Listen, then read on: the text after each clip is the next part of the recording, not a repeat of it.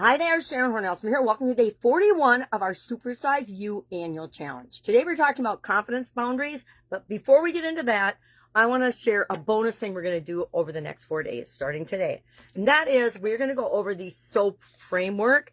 It's a framework that I came up with in 2020 to help keep me moving during the pandemic. Just like so many billions of other people on the planet, I was impacted in not so positive ways by the pandemic with respect to businesses and with respect to life. Lucky for me, I had already been online a while, so the internet didn't shut down. So I was able to continue to move forward, but a lot of people weren't. I saw business owners I'd known and worked with for almost a decade shutting up and shuttering their businesses, and they didn't just shutter them for the temporary shutdown period, which was supposed to be 2 weeks. They ended up closing their businesses and moving on to something different altogether. So during that time, I came up with this: how the heck am I going to keep moving? How am I going to get up and go and keep moving during these uncertain times? And what I came up with was the SOAP framework. The S in SOAP framework, and it's a 4-part process to deal with any challenge or setback or obstacle or problem that we've got, but it can also be used to create what it is that we want. We can use it, the flip side of it, to create the goals and objectives and get the things that we want in our life. It works both ways. I love that. So the S in the SOAP framework stands for situation or story. And we want to look at 2 stories as part of this. Number 1, what is the current situation? And we need to look in the mirror sometimes and sit down and write out a couple of sentences about, okay, first we have to decide what it is that we want to address. I already decided I'm going to address a confidence issue. Pick a confidence related thing, because that's what we're focusing on this month. I'm going to do,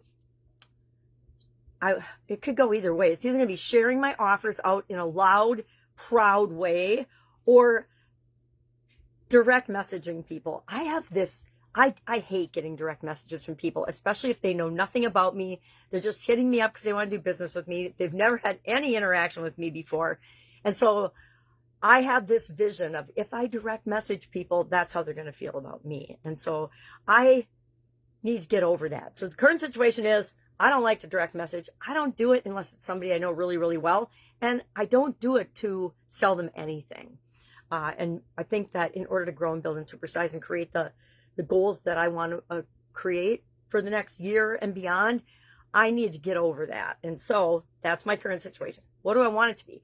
I want it to be that I am confident and comfortable in every direct message and every communication that I send. That's a big order, but I think that the SOAP framework can deliver it. So that's step 1 today. We're going to actually have 2 action items today. One is decide what area or challenge of confidence, or the area that you're most challenged in with respect to your confidence. Maybe it's speaking in front of a group of people. Maybe it's speaking up and sharing your opinion at a meeting, or even in a 2 or 3 people conversation. Whatever it is, identify what your current situation is with respect to that, and then what do you want it to be? And we are going to, as soon as we identify the current one, we're going to start going and focusing in on what do we want it to be, because we get what we create, we get what we expect, and we need to always expect the best from and for ourselves in order to get that in our life. All right, so what's our topic today? Our topic today is confidence boundaries, and how having strong boundaries increases our confidence and our belief in ourselves. It's kind of like keeping our word to ourselves.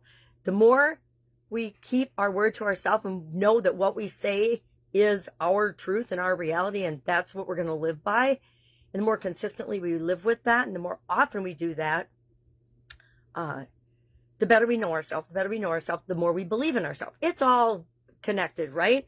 So boundaries, and I'm going to have to admit here right now, I am awesome at setting work boundaries and business boundaries. When it comes to personal boundaries and setting boundaries for my family and those I love and care about, I stink at it. I just don't do it. I just do what I can to the best of my ability, but I don't ever delineate or create clear boundaries. Hey, this is what I'm going to do, except with my content creation.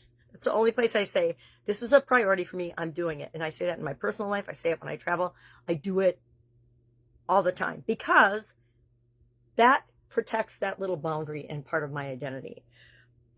But every time, and I don't know if it's every time, I think there's some debate around this. I'm not sure I buy into the belief that everything I say yes to that I don't really want to do is something I'm saying no to that I really do want to do. And can we find examples of that to be true in our life? Absolutely, positively. I ran through, literally, almost physically ran through a couple of decades of my life. And looking back now, I just shake my head at how ridiculous and naive that was. And I catch myself trying to do that now sometimes, and especially whenever I'm starting anything new. And so I have to put lines in the sand where this is what I will do and this is what I won't. I'll tell you, my secret to that has been really understanding myself better and knowing what my core values are, and then creating my boundaries and my expectations and my goals and everything else with them in mind. It makes it a lot easier to know what to say yes to and what to say no to. I noticed even when I went on the school platform, I was saying yes to all kinds of stuff.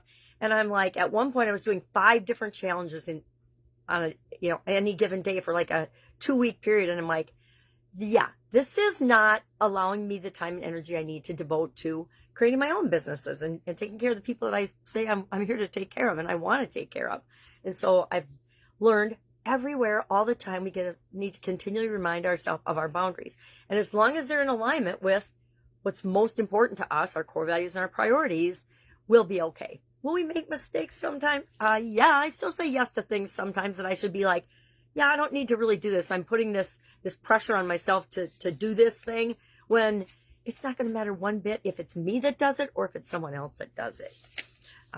Some of us type A controlling people have a hard time delegating. I don't know about you, but it took me probably a decade before I ever actually was good at delegating different things to other people. So, personal, I need my magnifying glass. So from a personal standpoint for this challenge, I want you to, I'm looking at the wrong thing. That's why it doesn't make sense to me. Say no. Now, we need to keep in mind, no, and I love this one. I don't know where I read this. It was several years ago. It says, no is a complete sentence. You don't owe anyone an explanation of why you're saying no. No means, it doesn't mean no, not ever, or no forever. It means no, right at this time, you're making this request. I either can't fit this in my little red wagon because it's already full, meaning my schedule's already packed out, which I get a lot of requests every single day. Get on a call with me, do this, do that. Can we talk about that? And I'm like, no, I'm booked 3 months out. I am not going to be able to make time for you unless you contact me prior to the 3-month break and I make time for you. And then it has to be a values match and a priority for me at the time, or the answer is still going to be no. Again, doesn't mean it's no forever. It just means, nope, you haven't hit my priority list as something to look at or do yet. So we are going to practice today, and just, you only have to do it one time, but say no to something that you really don't want to do, but say it and deliver your no in a kind way, right? We can say, no, I don't care about that. And that's not very kind. Or we can say, hey, I really appreciate you thinking for me, but I am so packed out and committed for the next X amount of time.